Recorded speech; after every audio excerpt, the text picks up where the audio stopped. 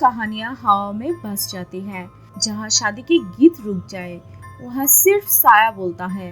एक लड़की थी, सपना था दुल्हन बनना, पर उसके अंदर घुस गया एक साया जो इंसान नहीं था। दोस्तों, एक कहानी है 20 साल की अनन्या की, जो रहती थी देवपुर उत्तर प्रदेश के एक छोटे और शांत गांव में। हंसमुख, सीधी सादी और सबकी प्यारी थी अनन्या। अनन्या को गांव के हर एक इंसान पसंद करती थी। अनन्या के पिता किसान थे और माँ घर संभालती थी। जिंदगी सिंपल थी पर सपने बहुत बड़े। उसका सपना था लाल जोड़ा, फेरे और एक प्यारा सा पति, और वो दिन आ भी गया। उसकी शादी हुई राघव से, पर उसका गांव का लड़का सीधा, ईमानदार और अनन्या से बेपनाह मोहब्बत करता था। शादी वाले दिन पूरा घर जगमगा रहा था। मंडप सज गया, ढोल बज रहे थे और सबके चेहरे पे मुस्कान थी। मंडप के पास एक पुराना बरगद का पेड़ था जिस पर किसी ने एक लाल चुनरी बांध रखी थी। एक बुजुर्ग औरत ने अनन्या से कहा,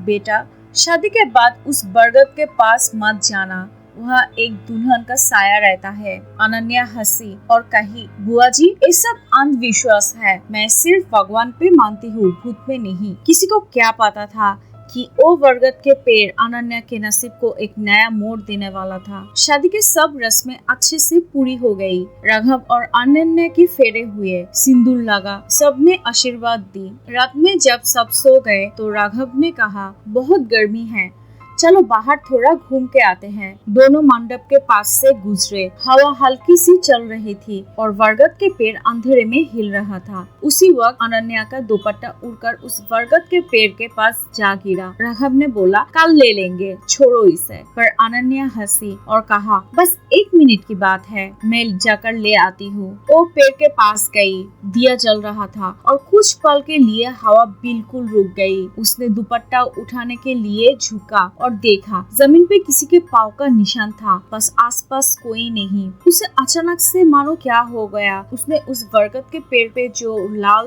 कपड़ा बांधा हुआ था उसे निकाल दिया और उसने अपना दुपट्टा उठाया और उस पल एक ठंडी सांस उसके कान के पास से निकली। कोई आवाज आई, तू मेरी जगह ले लेगी ना? अनन्या ने घबरा कर पलट कर देखा। एक औरत खड़ी थी, लाल साड़ी में, आंखों में सिर्फ दर्द। उसके गले में सुहाग का हार, पर हाथ में टूटी मांग टीका। उसने अनन्या के पास आया और अनन्या के सिर पर हाथ रख के कहा, अब तू मेरी है। अनन्या ने चीखने ही वाली थी, तभी दिया बुझ गया। हवा तेज चलने लगी और वो बेहोश होकर गिर गई। राघव ने देखा कि अनन्या किसी से बात कर रही है, फिर अचानक से बेहोश हो गई। राघव दौड़ कर गया, उसे गोद में उठाया और घर ले आया। सुबह जब घर वाले जागते हैं तो देखते हैं कि अनन्या अभी तक सो रही है। राघव ने पिछले रात की कहानी घर वालों को नहीं बताया। उसे पता था अगर घर वालों को पता चल जाता तो उसे खामोखा ही डांट पड़ता। अनन्या को सोते हुए देखकर सबको लगा कि शादी की थकान होगी, लेकिन अनन्या जब जागी तो कुछ अलग थी। उसकी आंखें बड़ी बड़ी थी, उसका चेहरा पीला था और आवाज थोड़ी अलग। वो हर पल चुप रहती थी, फिर अचानक बोलती, राघव, मुझे वापस मत भेजना, उस पेड़ के पास मत ले जाना। किसी को समझ नहीं आ रहा था कि क्या हो रहा है। राघव ने उसे संभालने की कोशिश की। रात के समय अचानक से अनन्या नींद से उठ जाती थी।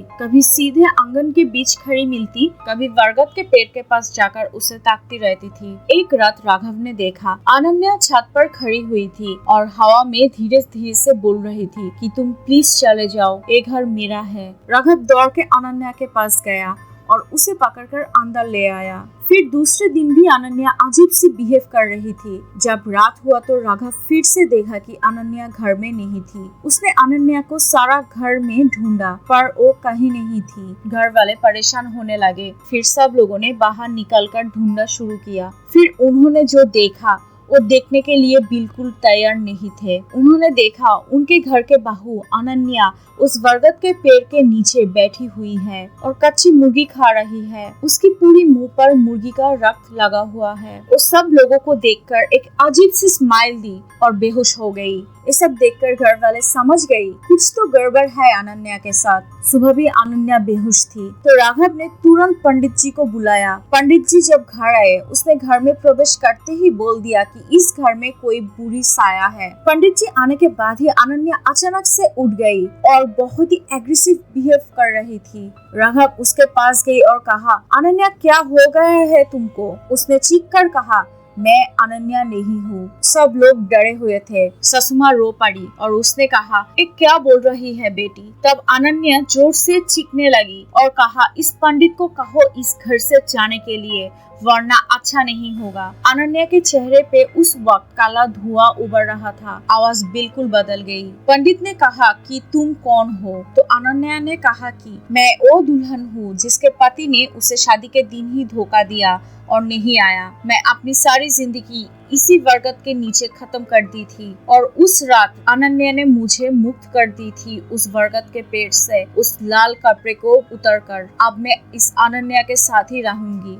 सब लोग डरा हुआ था। पंडित जी घर में पूजा शुरू किया। हवन कुंड में अग्नि जली, मंत्र पढ़ने लगे। अनन्या अपने कमरे में बंद थी। जब पंडित जी ने मंत्र पढ़ना शुरू किया तो अंदर से डरावनी चीख सुनाई दी, मत बोलो ये सब, वो मुझे दर्द देता है। घर के सब लोग टेंशन में आ गए थे। पंडित जी बोले, ये आत्मा एक दुल्हन की है। उसका पति शादी के दिन उसे धोखा दिया और नहीं आया था। तब उसने उस बरगद के पेड़ से फांसी लगाकर अपनी जिंदगी खत्म कर दी थी।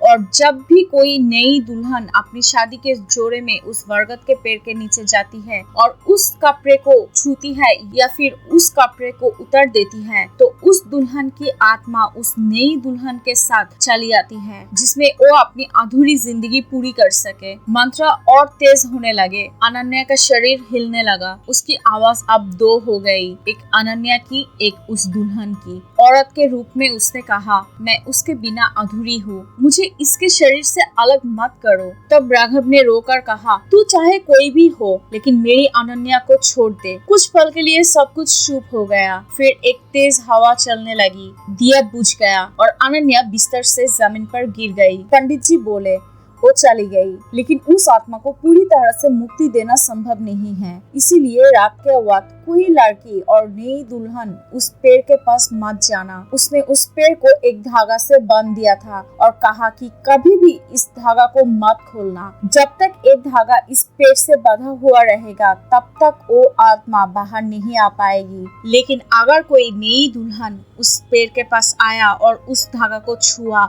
या फिर उस धागा को खोल दिया तो ए दुल्हन की आत्मा वो लड़की को नहीं छोड़ेगी। सुबह जब अनन्या की होश आई उसने राघव को देखा और बोला, मुझे क्या हुआ है और सब इतना चिंतित क्यों हो? मैं इधर कैसे आई? मुझे कुछ याद नहीं। मुझे सिर्फ इतना याद है कि मैं पेड़ के पास गई थी। राघव मुस्कुराया और कहा, अब सब खत्म हो गया अनन्या। लेकिन उसी पल हवा से एक लाल चुनरी उड़कर अंदर आई और जाकर अनन्या के पैरों के पास गिर गई। सबने देखा उस चुनरी पर एक गीली सिंदूर की लकीर थी। उसके बाद अनन्या ने या फिर उस घर के किसी लड़के ने उस पेड़ के सामने जाने की हिम्मत नहीं की। अगली बार जब आप किसी शादी में लाल चुनरी उड़ते देखे तो संभल जाइए, कहीं कोई बरगद की दुल्हन अपना अधूरा सुहाग पूरा करने लौट ना आए। अगर आपको ये कहानी अच्छा लगा है तो वीडियो को लाइक करिए, शेयर करिए और कमेंट में लिखिए, क्या आपने कभी किसी बरगद की दुल्हन की कहानी सुनी है? और हाँ, सब्सक्राइब करने मत भूलिए। मिलते हैं अगली वीडियो पर, तभी के लिए अलविदा दोस्तों।